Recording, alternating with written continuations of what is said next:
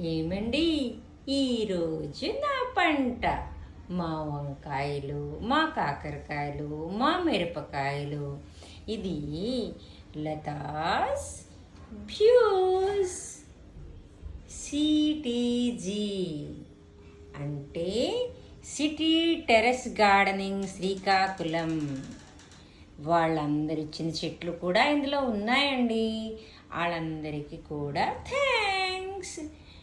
బాగున్నాయా మరి? అయితే అనుకుంటున్నారా వీడియోస్ తీసుకొని కూర్చుంటుందేమో, మరి ఏం పనిలేదని. అన్ని పనులు చేస్తాను, కానీ దాంతోపాటు ఎక్కువ ఇంపార్టెన్స్ దీన్నే ఇస్తాను. ఎందుకంటే ఇవన్నీ కూడా మన ఆరోగ్యంకి కాపాడుతుంది కాబట్టి. చెట్ల దగ్గరికి వెళ్ళేసరికి మెడిటేషన్ అవసరం లేదు, చెట్లు పని చేసేసరికి యోగా అవసరం లేదు, మరియు ఇవి తినేటప్పుడు ఆరోగ్యం కూడా చాలా మంచిది కదండి. రేపు మార్గశిర లక్షవారం. తమలపాకులు, దూర్వాలు, పువ్వులు, ఎక్కడికి నేను వెళ్ళక్కర్లేదు. మామిడి కొమ్మలు అన్నీ ఇక్కడేనండి. అంటే ఎంతవరకు అవుతుందో అంతవరకు. కాకరకాయ చూసారా, సగం పండి చాలా కలర్ఫుల్గా ఉంది కదా. ఈ ప్రతి ఒక్క పని చేయడానికి ఫస్ట్ మన ఆరోగ్యాన్ని కాపాడుకోవాలి. సంవత్సరం పాటు మేడ మీదకి వెళ్ళి తులసి మొక్కకి నీళ్లు కూడా వేయలేకపోయాను.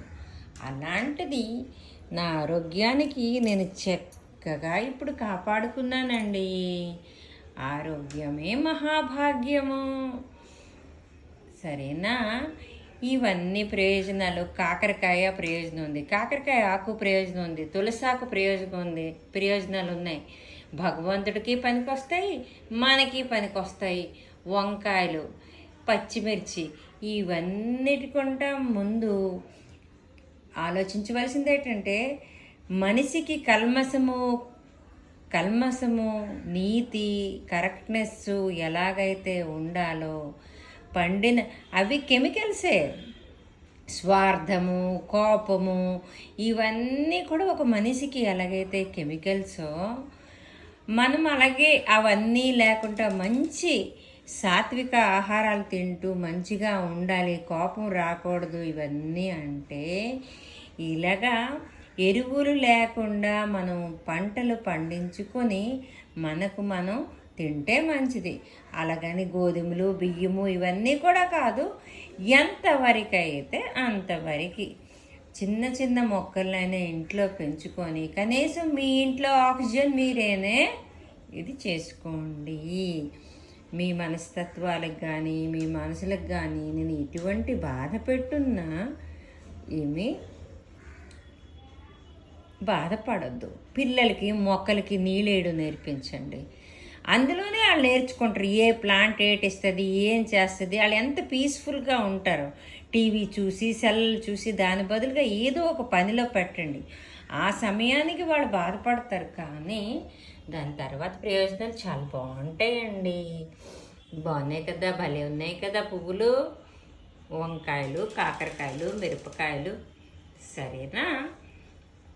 రేపు నా ఇంట్లో నేను ఇవన్నిటితో మార్గశిర లక్షవారం పూజ బాగా చేసుకుంటూ ఈ కూరలతో వంట వండుకుంటూ నేను సరదాగా ఉండాలి. మీ అందరూ కూడా సరదాగా ఉండాలి. ఇంతటితో సెలవు తీసుకుంటున్నానండి. అందరికీ మార్గశిర మాసం శుభాకాంక్షలు. నా పువ్వులు, నా తులసి కొమ్మలు, రుద్రాక్ష కొమ్మలు, కరివేపాకు, తమలపాకు, వంకాయలు ఇవన్నీ కూడా మీకు మార్గశిర మాసం శుభాకాంక్షలు చెప్తున్నాయండి. డిఫరెంట్ స్టైల్లో అనమాట. రేపు పూజ అయ్యాక చూద్దాం ఎలా చెప్తానో ఏంటో. ఉంటానండి. ఇంతటితో సెలవు తీసుకుంటున్నాను. నా వ్యూయర్స్ అందరికీ